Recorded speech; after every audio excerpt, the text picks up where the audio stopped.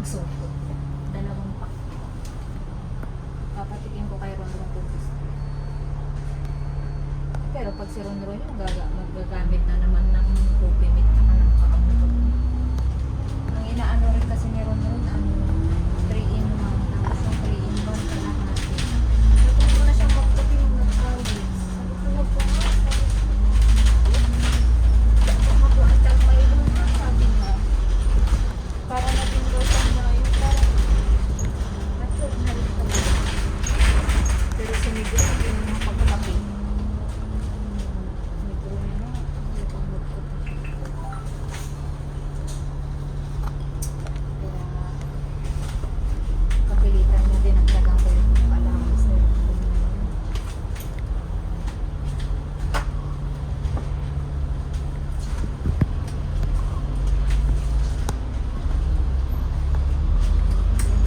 Nakita ko yung bilihin, kawawa naman yung isang kilong kami, 300 plus. Sabi ko, wala,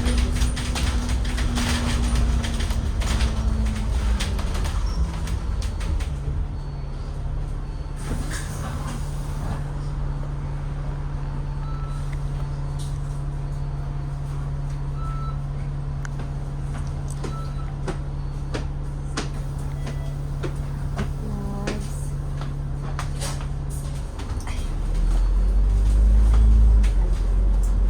Kala ko malis mo.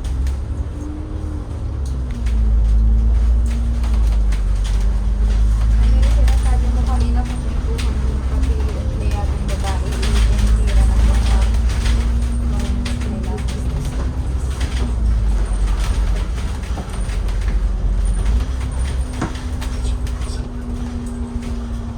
Saan? Hindi na kita marinig.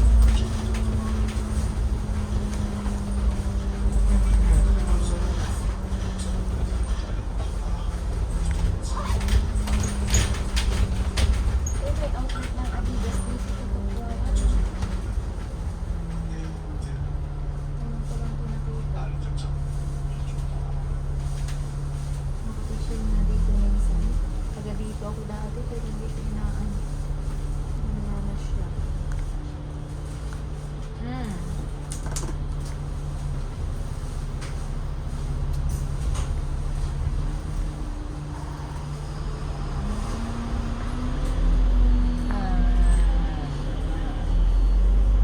Dalawa?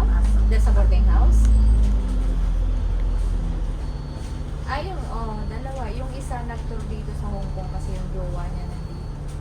Tapos yung isa, yung galing Macau na nag-exit na. Nag-exit lang siya sa Macau kasi yung isa niya, hindi niya mag-exit. Dito siya sa Hong Kong. Nung wala pang stay-in yun, tumatanggap ako ng lalaki ng orders. Pero, tinataon ko na yung araw yung pag hindi ako natutulog. Diba natutulog ako ng Saturday? Pag Saturday, pag umaabot sila ng Saturday, hindi ako natutulog. Natutulog ako wala. Pag dumating na yung mga kasama ko, saka ako pupunta ng Disney.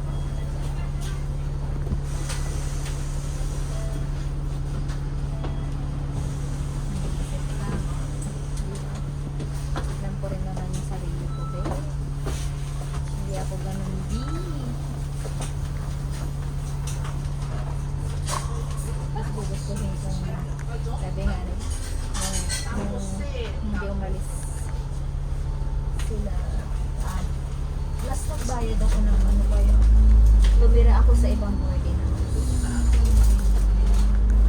Kasi syempre isang kami lang akong bigyan. Kumpara dun sa iba, bayad nila sa akin ng 2 weeks, diba? Ay, 2 weeks.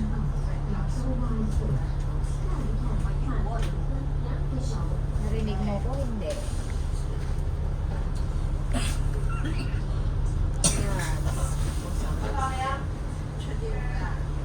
Loves. Ayun na.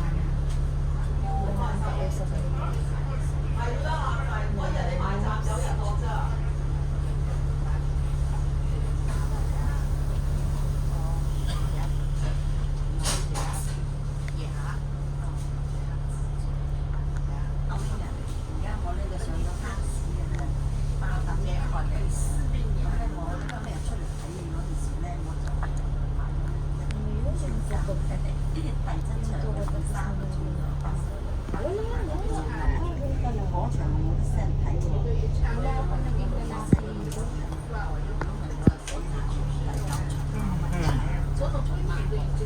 Unang lalaki na ako dito.